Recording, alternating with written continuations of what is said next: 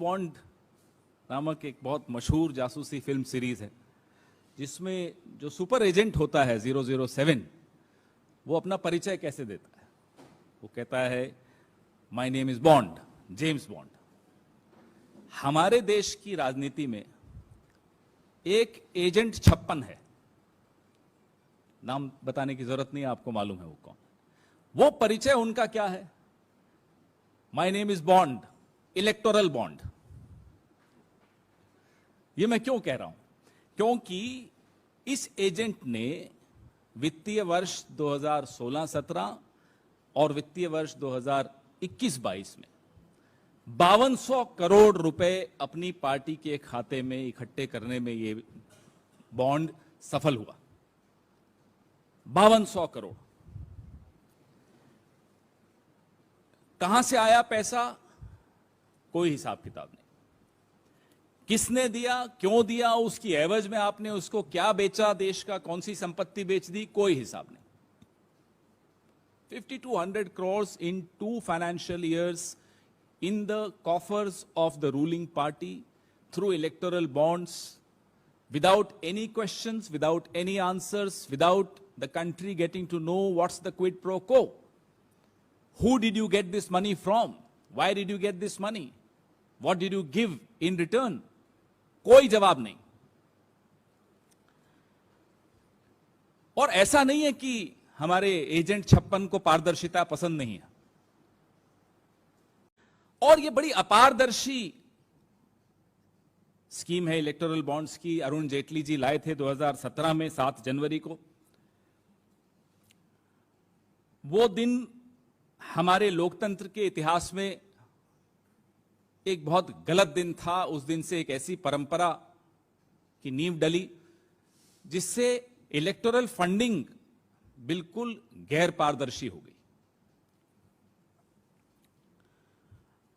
चुनाव आयोग, supreme court, RBI, सबकी कुछ आपत्तियां थी, लेकिन अरुण जेटली साहब अब हमारे बीच में नहीं रहे। उस वक्त हमने विरोध किया था, क्योंकि ये मनी बिल की तरह से ये इसको पारित करा लिया। राज्यसभा में बिना चर्चा के हो गया, क्योंकि मनी बिल पे आप कर सकते हो ये।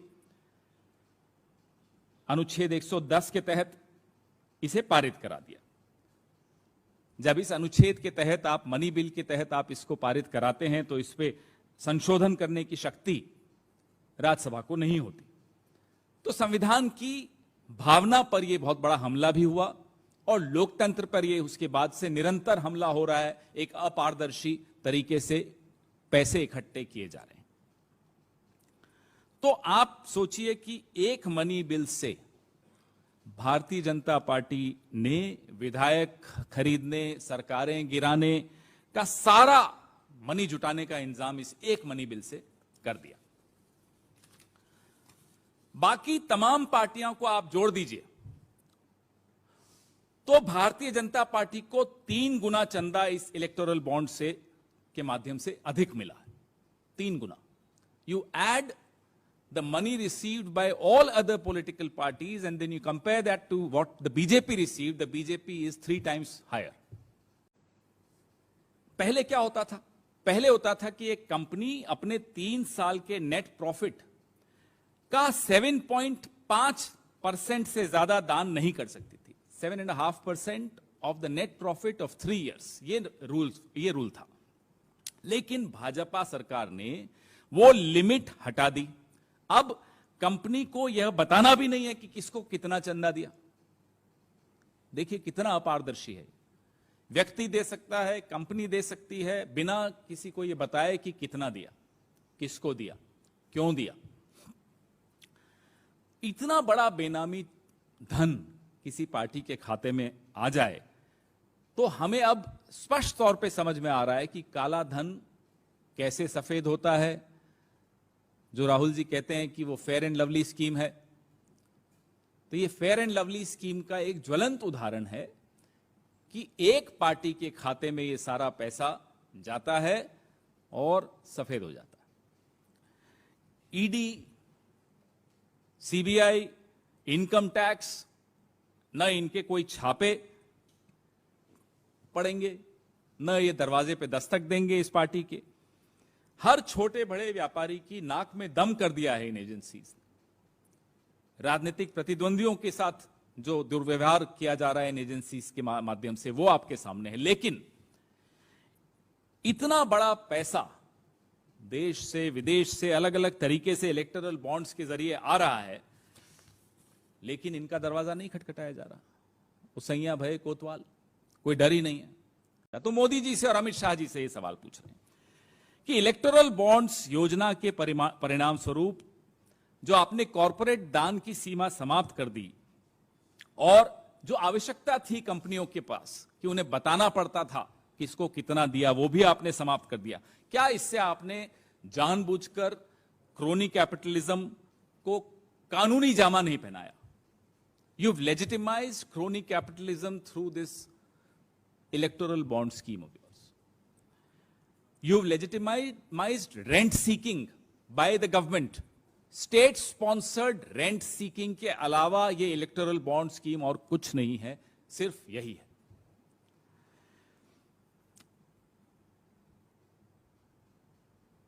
मोदी सरकार हर संस्थान, आरबीआई, ईसीआई, सीआईसी पर बुलडोजर चलाने और लोकतंत्र को ध्वस्त करने के लिए अदालत को अब क्या कारण देगी? सुना है जनवरी में अदालत में यह मामला उठाया जाएगा।